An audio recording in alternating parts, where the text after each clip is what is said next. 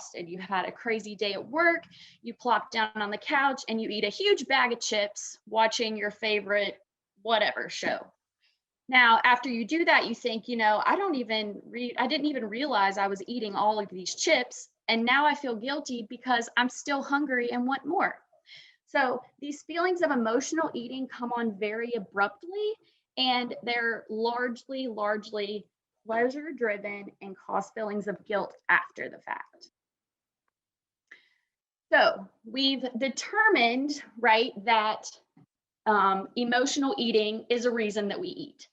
So we've established an emotion that makes us hungry, whether it's boredom, whether it's frustration, happiness, whatever the emotion.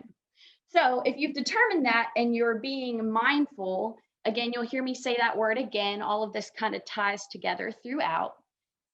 If you're being mindful, you recognize that emotion, then you're going to ask yourself what caused it. So back to my example about Dairy Queen or Starbucks, simply your environment caused it, right? Your environment triggered you to want that food. Same situation as at home in the evening, maybe, and this happened to me yesterday. I'm a huge fanatic of oatmeal. I'm obsessed with oatmeal. I love it. And my husband last night at about 7 o'clock started getting out oatmeal. I wasn't hungry at all, but I saw the oatmeal. So I was like, well, I have to have it. So that right there was my trigger. Seeing that oatmeal made me want to eat it.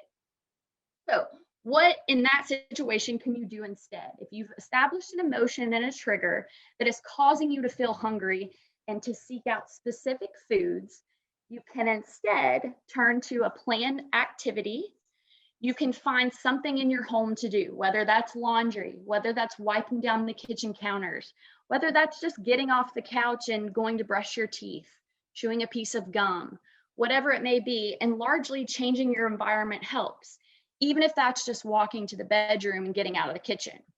Last night, instead of eating the oatmeal like I did and succumb to the emotional trigger, I could have gone to another room while he ate oatmeal so that I wouldn't have had that large environment trigger, right, to eat the oatmeal. And then last but not least, if you are experiencing emotional hunger or these triggers and you can't really move about, if somebody brings donuts into your office space, right, you can't just say, all right, they brought in donuts, I'm going home, to change your environment, right? So having a plan, which I'll mention again throughout, or turning to deep breathing and drinking water. Having something on your palate, even if it's water, even if it's tasteless, is a great way just to break that cycle in your mind that, hey, I probably don't need those donuts or whatever it may be right now. Now, on the flip side, if you actually think you are physically hungry, then that's a whole different question and a whole different scenario, right? So if you think you are probably hungry, you're going to notice these physical manifestations of hunger, whether that would be a growling stomach. I know for me, I get excessively hangry. I don't want to talk to anybody. If you talk to me, I'm probably going to bite your head off because I'm hungry, right? You might have fatigue. You may be exercising and not be able to perform to your best ability. You may feel dizzy, you may get a headache. It looks a little bit different for all of us, but really tuning into what your hunger cues are is important. And it's easy to determine what your hunger cues look like. Next time you get hungry, kind of listen and see how your body talks to you and tells you, hey, I'm hungry. So if you'll look over at the hunger scale here, I have on the right side of the screen, most generally you want to try to stay in the 4 to 6 range. You can see it's kind of green, right? So instead of waiting until you are too hungry to eat, down here through a 1 through 3, say, you want to try to stay in tune and mindful. Again, I'm going to come back to that word, mindful of what your body is telling you, whether if you start noticing some of these physical symptoms of hunger, that it's time to eat, right? You don't want to wait until you are so hungry that you just can't even stand it. You're angry, you're hangry, because in that case, you're then going to eat too much. You're going to end up overeating, almost like a small binge eating session, because you haven't had anything to eat all day. So it's really important with both recognizing emotional hunger and physical manifestations of hunger to really tune in and listen to what your body is telling you, because if you do listen, it will talk. So if you decide that you are hungry, then of course you're going to go ahead, find something healthy and balanced to eat. And in recognizing the differences between emotional and physical hunger cues, you can see that with physical, it's not a specific craving. It's a real need for actual fuel for your body. All right, we're going to move into the term that I've been saying a couple times now through and throughout of how and how much. So the hallmarks of this area are going to be with mindfulness, having a plan, which I'm also going to say throughout. I'm a huge proponent of having plans at all costs. And then, of course, portion control. So we've mastered, or at least discussed, the why behind why we're eating. So now we're going to go into the how and how much of and what we should eat. So I've said it a couple times. I'm probably going to say it a couple more times, being mindful. And what I mean by that is paying attention to your body and noticing how your body feels, reacts, or any type of things you notice when it comes to food. And this is really what I like to call senses eating, right? You can tell so much from your food. You can tell how it's plated, if it looks pretty, if it's colorful, if it has a lot of colorful veggies, you know that you might be getting a lot of vitamins. When you chew, usually think of like mashed potatoes versus a salad. The crunch of a salad feels different, a lot different than mashed potatoes. And even in your stomach, you may notice that when you eat a certain way, you feel a certain way. And what I mean by that is if you simply have a candy bar versus a balanced meal of protein and carbohydrate, your belly's probably going to respond a little differently. So listen to your body, tune into how you feel, and oftentimes your body isn't going to steer you wrong. Now, I added on to the end of this for mindful eating to make eating an experience, but we're going to kind of touch base on that a little bit later on. However, it does go into being mindful with making your eating time an experience and really taking your time to eat and listen to your body. All right, so we're going to talk about planning and gaining control of the how and how much you eat. So again, I have it here in bold. Determine a plan that works for you. As I said at the beginning, it's really easy for healthcare professionals to say, hey, you need to eat this, you need to eat that. So many people ask me, hey, Erica, what do I need to eat to lose weight or to gain muscle mass for my workouts? It's really hard for me to say because you know your body best. So come up with a plan and make it work for you. So when you are planning how you are going to eat, you want to think ahead. And by thinking ahead, I mean, look at your calendar. And I know in this day and age, we all have calendars, whether at home or at work, and see what you've got coming up for the next week or so. If you go to the store, weekly, that's what I mean. You're going to think about, okay, say for example, your son has a baseball practice on Tuesday night, probably not this week because we're going to have ice, it sounds like. He has baseball practice Tuesday night, and then Thursday night, you have dinner with a friend. So there's already 2 nights out of 5 weekday nights that you're not going to be able to cook. So maybe you pencil those in on your calendar. Then when you determine, okay, I need to cook for 3 nights, 5 if you're including the weekend, you need to head to your cabinets and see what you have. Or if you have no idea of what you will cook, check out Pinterest, find some recipes, go pick one of your favorites. Either way you look at it, you're going to need to make a grocery list. So you've considered what your week looks like. You've got a recipe now for at least a couple days that you want to prepare.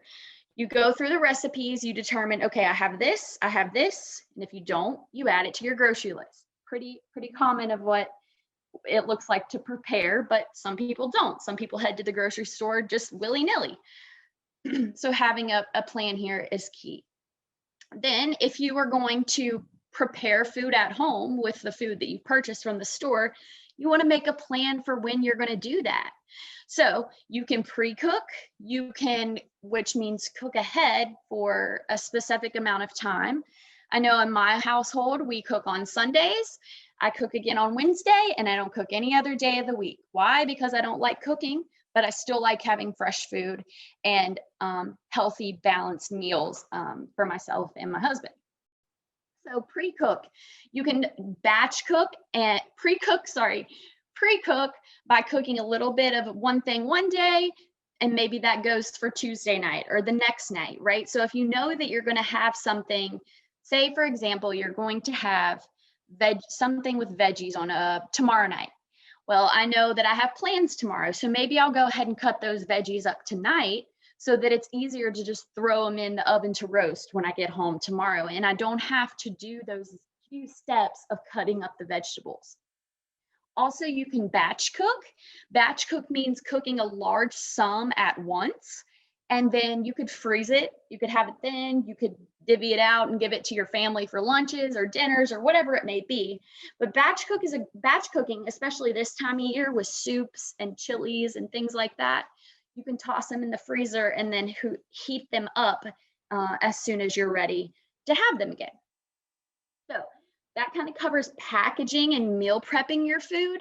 You want to have it available when it works for you, but you also want to be prepared with snacks and meals in a pinch. So we are talking about planning, right? So as we mentioned, as I mentioned in the previous slide, that if you're at work and somebody brings in donuts to share, but eating donuts isn't really working for you today, it doesn't make you feel great, you have a workout class you'd like to attend, having a snack or something else prepared, maybe in your purse, your car, or your desk drawer, is a great way to hold yourself accountable to the choices you've already made without letting other people, the other people being whoever brought in the food, sway your decision.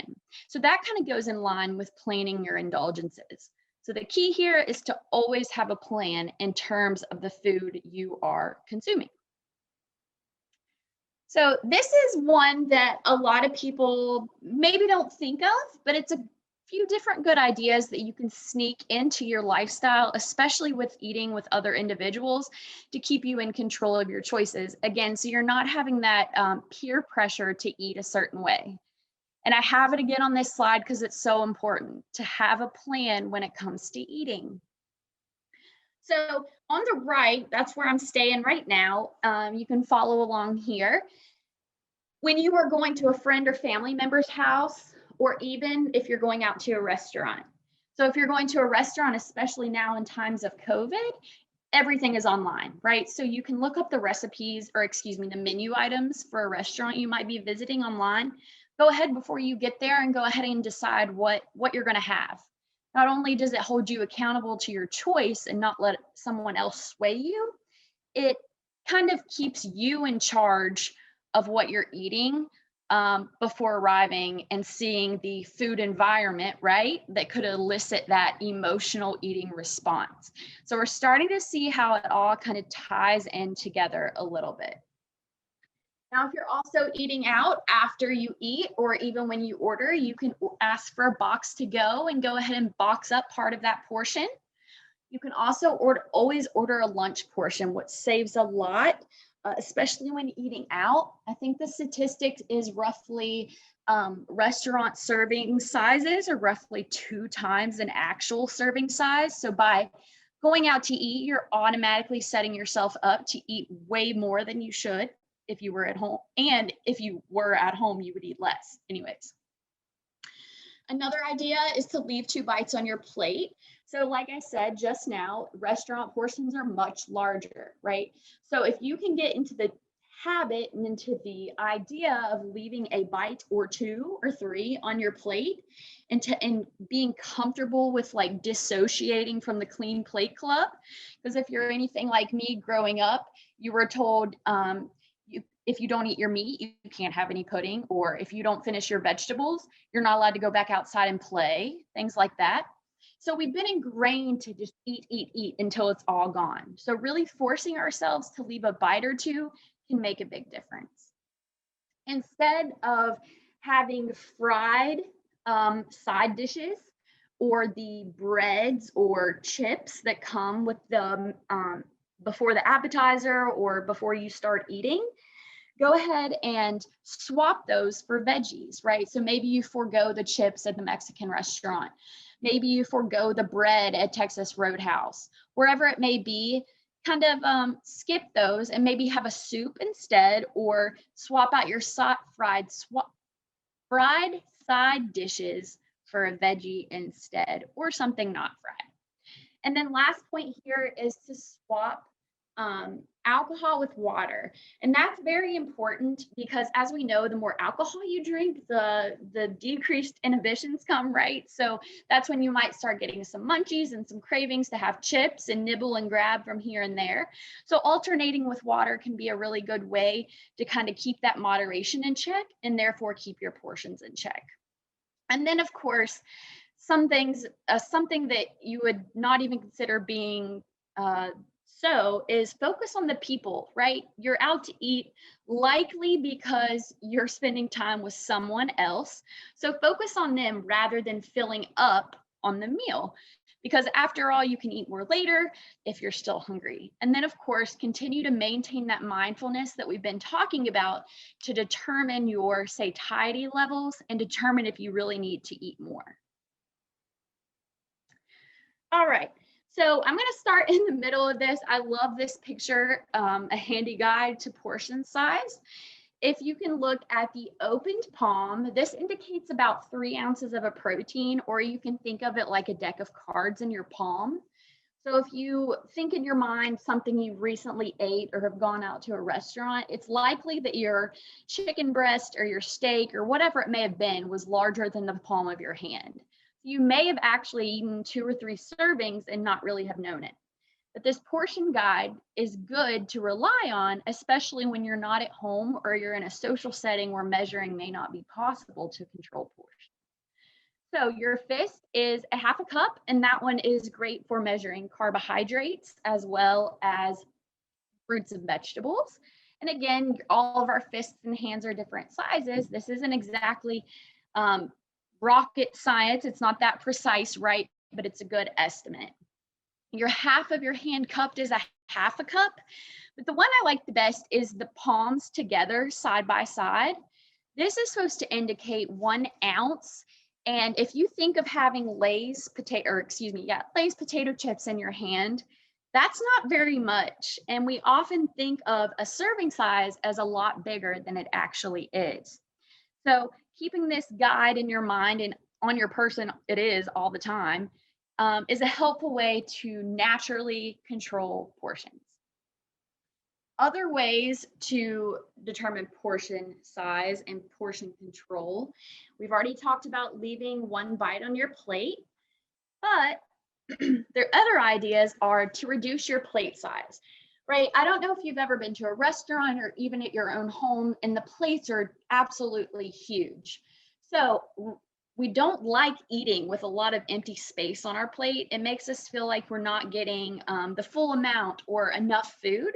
So by reducing your plate size, you're automatically going to eat less because there's less plate showing and your plate looks fuller.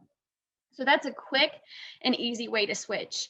If you have smaller and larger forks at your home, I know we have like dinner forks and then another kind of fork. I'm not even sure what it's for actually, but the other one's smaller. So we eat off of those. We don't use the bigger forks. I personally don't use plates at all because they're too big. I personally like bowls. I don't know, it's just a habit, I guess, but a smaller plate works well too. Same thing when it comes to drinking, with the exception of water, of course.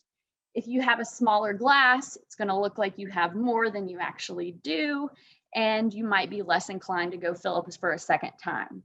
So a small switch like this can really save you some added calories that you might not necessarily need.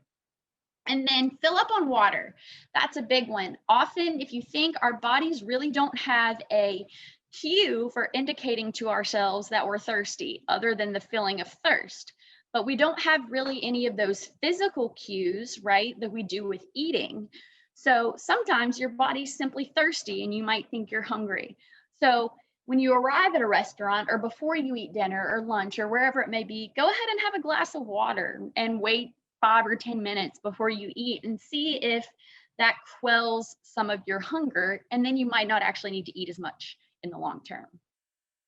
Putting your fork down between bites, which is highly annoying in my opinion, if you really think about it, but it does work.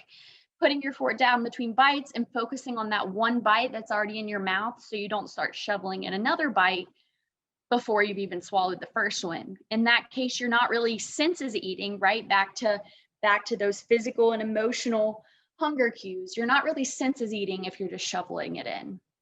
And then last but not least, be really conscientious of your nibbles and your snacks, right? So often when we're cooking, we'll grab this or we'll grab that. We'll have a bite of this or a bite of that. I know some clients that I have eat their children's food after they finish theirs, so they don't want it to go to waste. But saving 2 bites of food is better than adding it to your own waste, right? You can waste it or you can waste it. The decision's yours, but saving it is always an option. So be sure to be mindful of those snacks and nibbles and really portion those out. All right, over here on the right, you'll see the RDA, which is the recommended dietary allowance put out by the Food and Nutrition Board.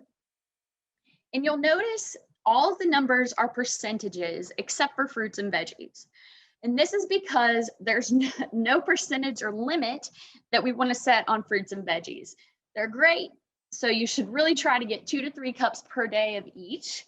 And while that might sound kind of like a lot, you can use this as a guide for yourself to improve.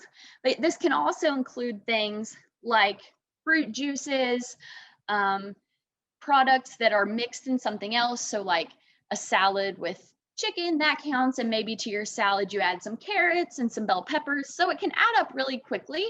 But any way you can sneak fruits or veggies into your day is a really good idea. I know my go-to is sneaking spinach into frozen spinach into nearly everything we eat. It doesn't really add a taste, but it does add some good vitamins and minerals. Then you'll see next is carbohydrates, which should be about 45 to 65% of your daily calories. I kind of included this on here because it's shocking to a lot of people. Many people are scared of carbohydrates, but you shouldn't be. You should just eat the right type of carbohydrate, which we'll talk about here in a moment. But remember too that carbohydrates also count towards that fruit and vegetable consumption.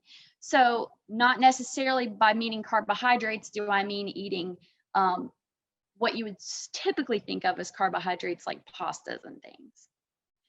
Protein, you see, it's not as much as we think, right? And this one is mostly a concerning one for men, right?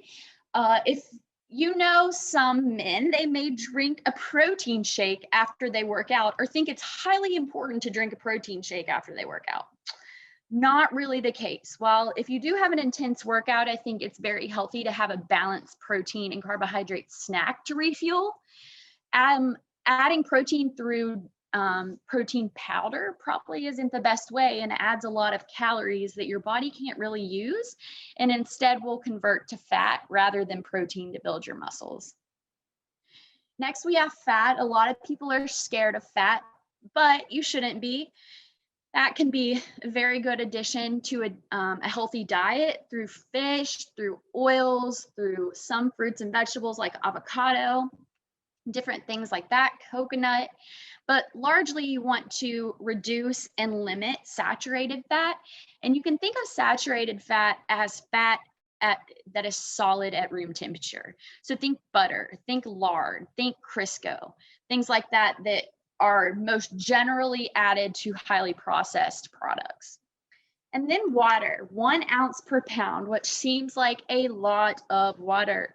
However, depending on what your exercise routine looks like, depending on how much salty foods you consume, drinking as much water as you can is a great idea. While it is possible to drink too much water, it's highly unlikely that that would happen because most of us don't drink enough water anyways. So in all, again, being mindful and kind of tuning into these tips, right, for kind of balancing out your portions. All right, we're going to switch gears a little bit and kind of gain control of our environment when it comes to eating. So we've kind of already talked about with mindfulness and how oftentimes your environment elicits a response, right? Whether it's with cookies or if it's with something that smells very good that somebody brings into the office. Whatever it may be, you want to avoid bringing those same triggering things into your home, right? Because if you're anything like me and like a lot of people, if it's not in your house, you're not going to eat it. Because when you go pilfering through the cupboard to find a snack, if the triggering food isn't there, then you're not going to eat it. It's not highly unlikely, but more unlikely you'd put on your shoes, leave your house, go get that food, come home. By then you're craving something else already, or you've found out that you're not really hungry and don't need to eat. This is another way to be prepared. Have snacks available. So whether you're going on a long trip or maybe you're just driving to work, have snacks available for when those emotional eating cues strike, whether you're driving past Starbucks, Dairy Queen, you are stuck on I-64 because there's a wreck, which happens all the time, and you're frustrated. Having a snack with you or having something available, whether in your purse, in your car, will reduce the prevalence of needing to stop at a restaurant, a gas station, and will also encourage you to make a healthier choice because it's likely something brought from home, which is already probably healthier. Then you want to make your healthier options available first. And what I mean by that is how you organize your home. So some people keep cookies and cakes and things on their counter. Rather than doing that, maybe put some fruit on your counter. Put the foods you want to eat first at eye level in your cabinet and maybe tuck away those more indulgent foods. That way you don't see them every time you open your cupboard or every time you open your refrigerator. Because it's very true that out of sight, out of mind does work in this instance too. And then seek accountability and support. If you are trying to make a change to lose weight, to gain muscle, to eat healthier and to eat more mindfully by sitting at the kitchen table, whatever it may be, ask for support from your loved ones or whoever you live with or whoever you connect with. See if they'll hold you accountable to not making a grab at the cabinet for this or not doing that, whatever it may be, in controlling your own environment that works for you. Seek accountability and support with that. All right, we're going to shift gears again. So we've kind of done the why you're going to eat, the when you're going to eat, the how you're going to eat. Now we're going to determine the where behind when and the why we're eating, right? So I'm asking you another question. So think about it. How many of your meals are completely focused on eating? Think about it for a second. Think about your normal daily routine and how often you take time simply to eat. And I'm going to take a drink.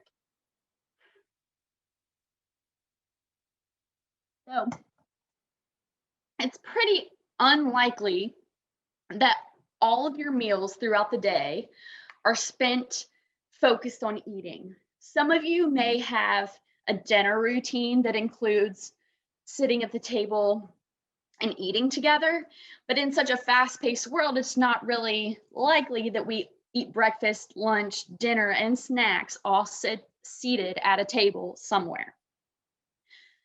So we want to make the best attempt at being mindful in the where we eat so that we don't end up falling prey to emotional eating and mindless eating and then end up eating more. So you want to make eating an event, right? If you go out to a nice restaurant, they're not going to make your food look sloppy, right? They're going to plate it nicely. There might be some napkins and some fine china. Maybe there'll be candles. I'm not asking you to set all this out at your house every day, but maybe you buy placemats that you think look pretty. Maybe you clear off your kitchen table so you have a place to sit and eat.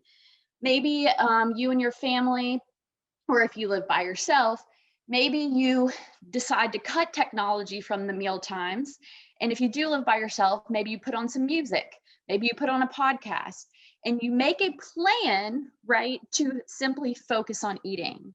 And you do that by, like I just said, minimizing those distractions and creating a specific place for eating at home or at work. Now, work is a little bit more challenging because everybody's work environment looks a little bit differently. What's coming to mind is a nurse who works a shift work versus a teacher who may not have a specific lunch break because of students being in the classroom, or even if you work in an office setting, again, there's a break room that people come and gather for food, but maybe you don't like to eat there, so you sit at your desk and eat through lunch. I get it, right? We can't control everything about our day to make our eating more mindful. I realize that. So doing your best is what matters, right? Try. That's all you can do. So if you are that teacher and you have to eat in 10 minutes or whatever very quickly, maybe you set a timer for 2 minutes and just focus on eating for 2 minutes and then catch up on Facebook or your text messages for the other 8 minutes. Whether if you don't like to totally ditch your tech because you're not allowed to keep your phone with you at work or school, maybe you bring mindfulness into that routine by saying, okay, I'm going to put my phone down each bite and just focus on chewing, and then I'll look at my phone again before I take the next bite. Whatever it may be, again, I'm going to say it again, find a plan that works for you. And finally, we got to where everybody always wants to know when you talk to a dietitian, what should I eat? Is what everybody wants to know, right? So I'm going to, again, put it on you to determine what's best for you with this little bit of a guide. So I guess we all grew up in school and you'll remember the My Food Pyramid, maybe? Now it's choose my plate. So I've put this front and center here that we can see it. You can see how these portions kind of break down similarly to the percentages that I had on a few slides ago. You'll see that most of your plate is, or at least half, is fruit and vegetables. Then you'll have a quarter that's grains, and same with protein. And you can think of dairy like fat, is what they're trying to indicate here. So you want to make half your grains whole grains. And what does that mean? So commonly, if you think of white flour, we'll start there. That is a refined grain, right? All grains, unless you are simply eating a stalk of grain out of a cornfield or a grain field, is processed, right? There's different levels of processing. However, it's still processed. But when you consider refined grains versus whole grains, a whole grain has the bran, the germ, and the endosperm all attached to that grain. Refined grains only have the endosperm. When you take away the bran, and you can think of bran like a bran cereal, it's fibrous, it's full of minerals. When you take away the bran and you take away, excuse me, let me get a drink.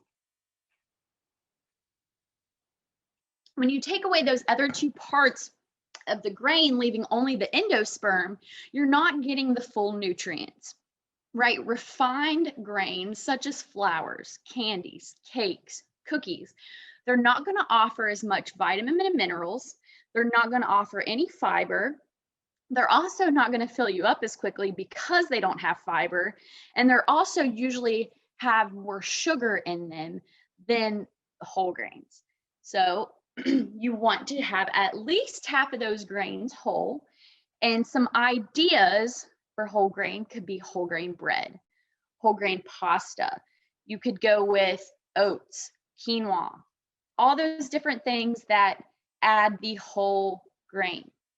Barley, rye, those things, those are also whole grains. You just don't think of them as commonly. So whatever the grain is, half is whole. Then you have fruits and vegetables. You want to ensure that you're focusing on whole fruits, because with fruit, Juices, oftentimes sugar is added. Now, if you'll wind up a moment back, I said that it's okay to have fruits and vegetables as a part of your daily intake, and that's absolutely true. However, you want to focus on getting whole fruits because similar reason as the grain, you have fiber and more vitamins and minerals added to whole fruits. You can think of fiber in terms of an apple, the inside of an apple versus the core, excuse me, the inside fleshy part of an apple versus the outside peel. Think of the peel as an insoluble fiber, and that's what bulks your stool when you use the restroom.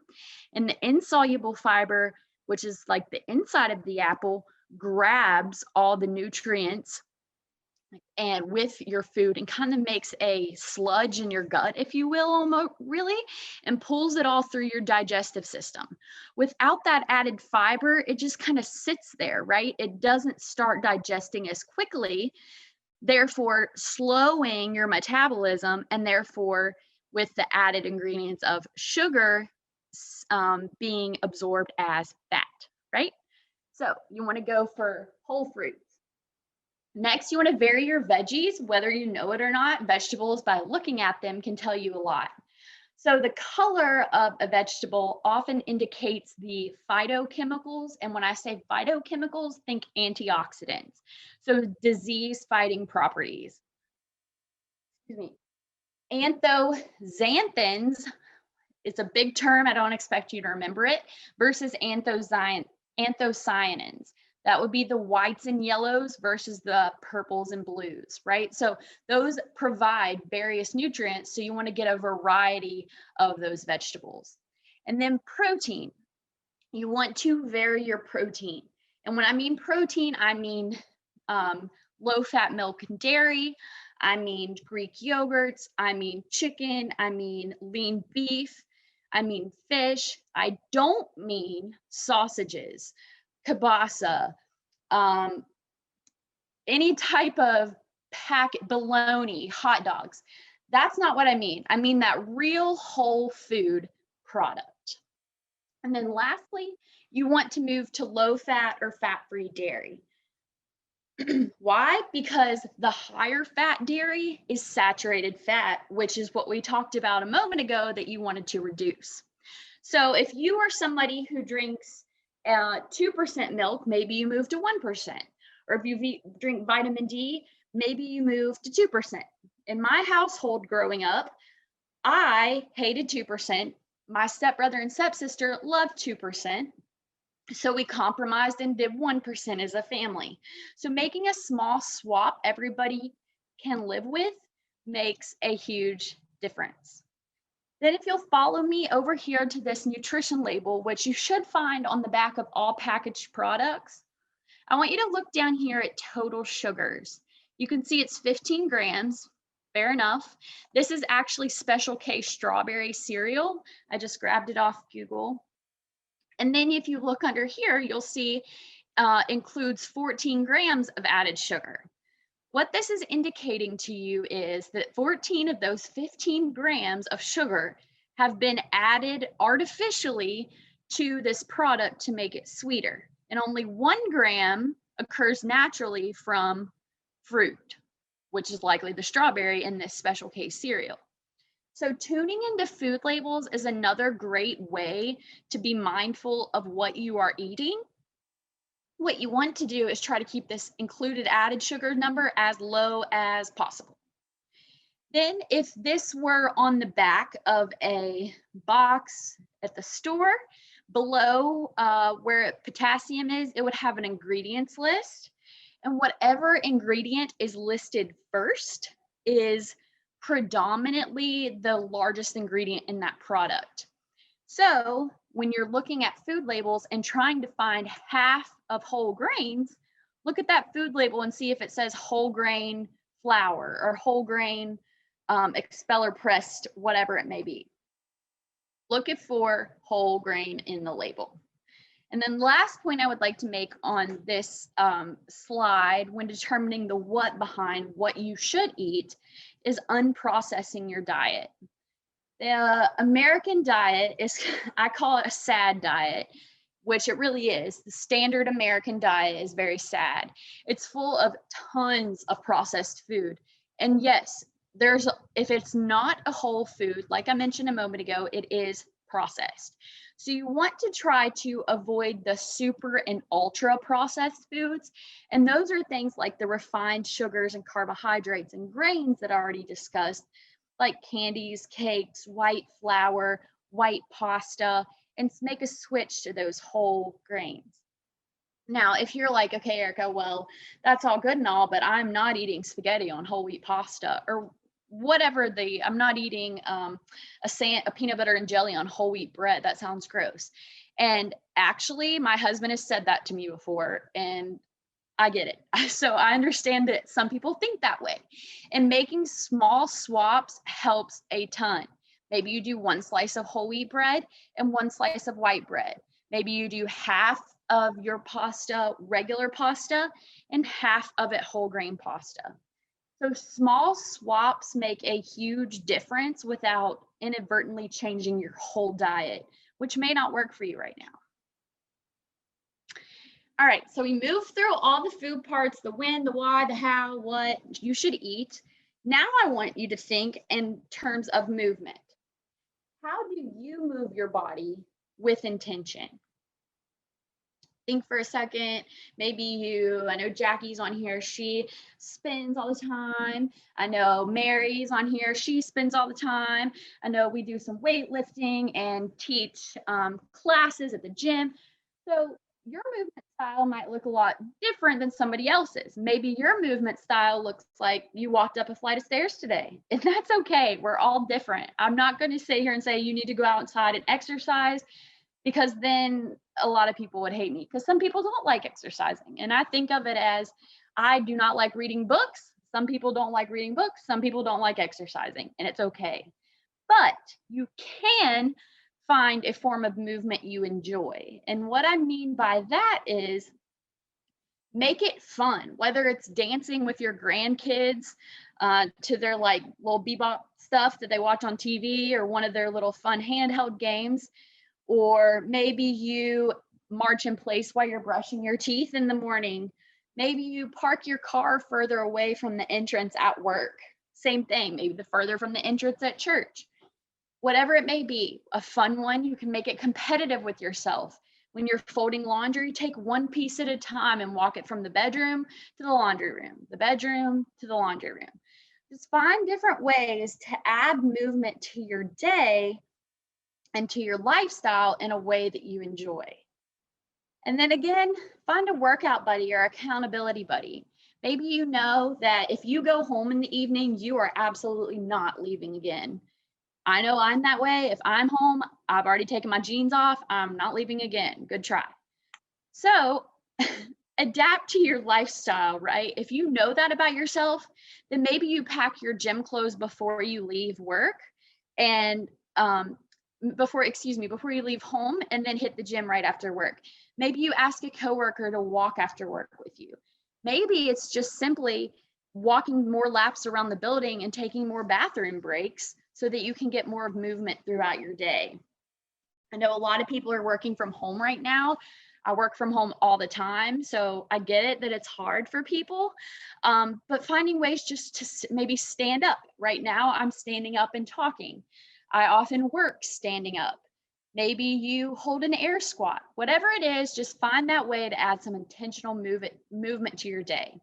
And then challenge yourself. Exercise and get involved. If you've never tried a fitness class before, try one. If you don't like it, there's nothing to say you have to do it again.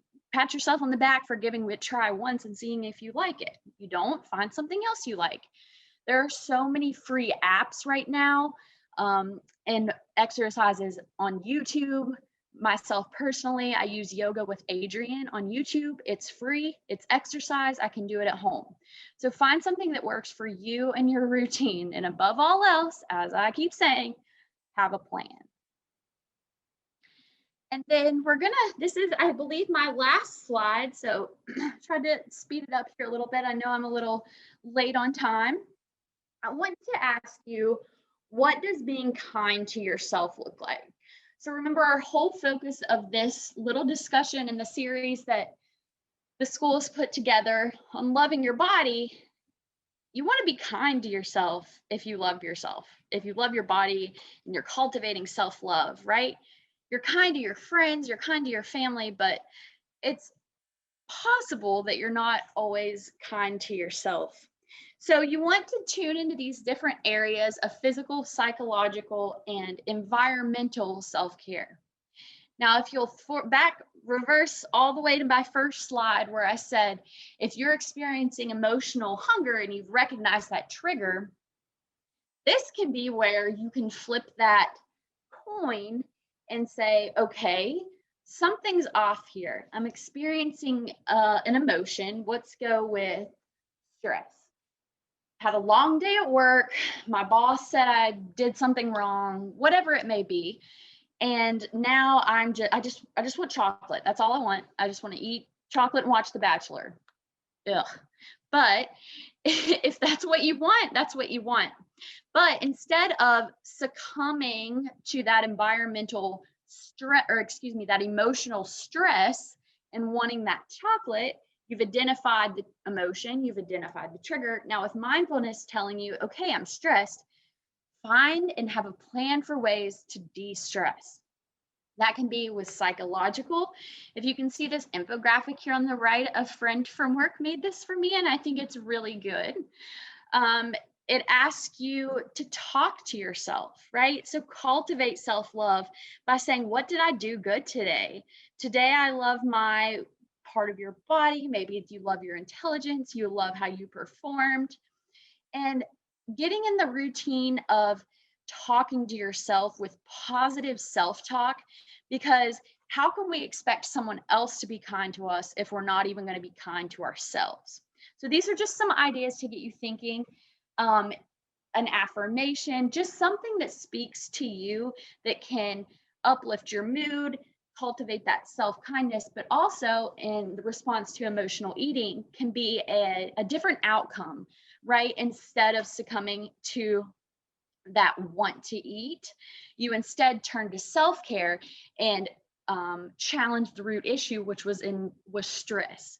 So instead of adding to the stress by making yourself feel guilty, you're instead finding other ways to be kind to yourself and loving yourself through self-care. Some ideas with physical, that's getting active. Maybe just the sensation of taking a bath on your skin is calming. I know for me, the scent of eucalyptus is very calming. So finding different things and smells that are good for you. Maybe it's a candle, maybe it's a simple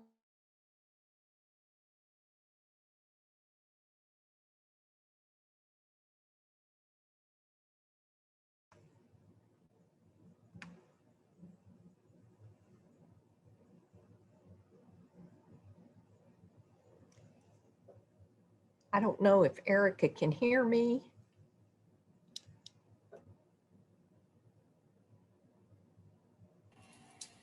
Hi, Marianne. I think that she's lost audio. I think she has too.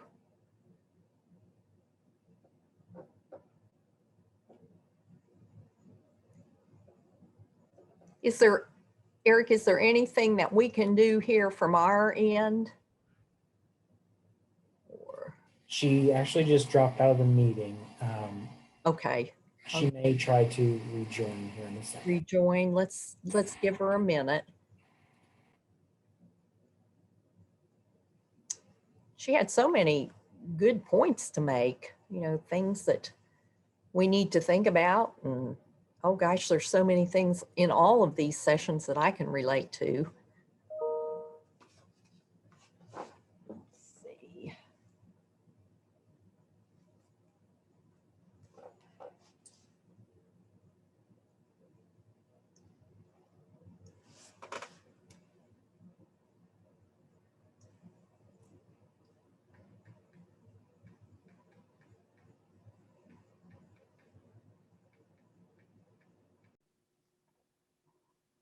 I was just saying there's so much that I can relate to.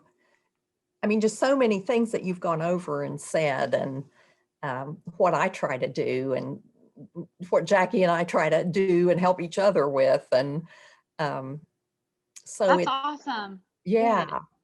All right, I've got it back up and I'm on my last slide. Would you mind telling me where you guys lost me at? I just kept on talking because I was like, oh, I didn't even think. Let's see, we were on physical. Oh, okay, perfect. Mm-hmm.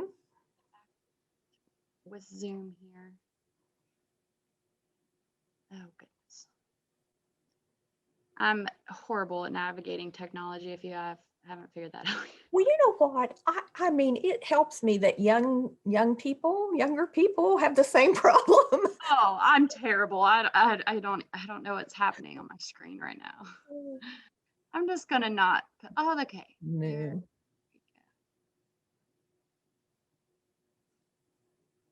You know, and the mindfulness is so important. And I know you're stressing that a lot throughout your talk. Just us thinking, being in the moment and thinking about what we're doing or how we're feeling or what we're eating. Yes, absolutely. And a lot of people don't consider that. Mm-hmm. All right, back to my last slide here. Thank you all for hanging with me. All right, it's kind of blown up here, but it's all right. Let's see if I can get it to shrink. Okay, we'll just go with it. Okay. All right. So, physical, setting up your physical environment for success is a great way to kind of self-care, right? So maybe that is taking an Epsom salt bath or finding a smell that's pleasing to you. I know some people love the smell of candles and find that very calming. So finding a calming candle and really just making your physical self, right, and your environment, which I'll get more into that in just a second, kind of calming, de-stressing, or whatever emotion you're dealing with. If you're really sad, maybe it helps you to have a meme on your phone that you can look at that makes you laugh. Really just like playing with your own emotion and recognizing that you have to find what works for you. And lastly, with environmental, but this, I mean, setting up your actual environment to be kind to yourself, right? So maybe you write an affirmation that you're killing it on your work notepad, or maybe you say write a note by your toothbrush that you see each morning that says, smile today, or something small that is a good indicator to you to be kind to yourself. Or, excuse me, maybe it's checking in with yourself through a question. What are my emotions today? And that's okay. Recognize whatever that emotion is or whatever that trigger is and find a way that's kind and supportive of your own needs in the moment.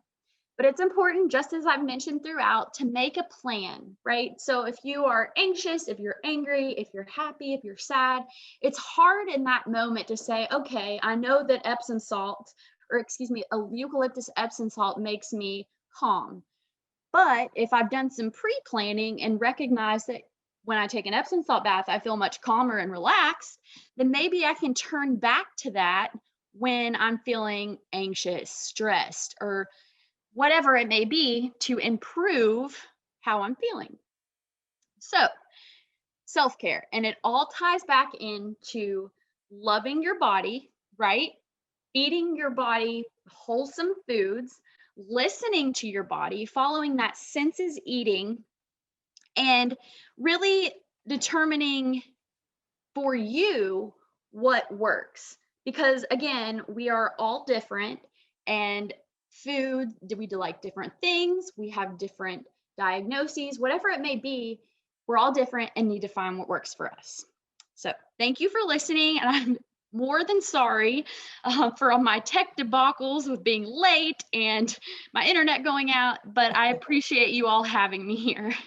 Well, Erica, we are really glad that you were able to do this. And, you know, we get over our technical glitches some way or another, but it's just really a lot of good information. And, you know, sometimes it's not that complicated, but it's things we don't think about or keep in our mind or keep that note there, you know, to just remind us. I wrote down a quote from an earlier session the person didn't say it, but it was kind of talking about goals and taking control. And it said, if you want to reach your goals, you must shrink the size of your BUT. Ah, Now, isn't that cute? If you want yeah, to reach your goals, you must shrink the size of your butt, your BUT butt. that's awesome. That's a good That's play good. on words there, but it's so true. It sounds like the sessions went, kind of went well together, but we largely have control over our own choices. But sometimes it's so easy just to ask somebody else to tell you what to do, but your body's trying to tell you, you just have to listen. Yeah, that's right. Well, thank you again so much. I've always said at the end that I have information. If someone needs to get in touch with you and didn't get your information down, I'll be glad to give it to them. Perfect. Thank you so much. You are very welcome.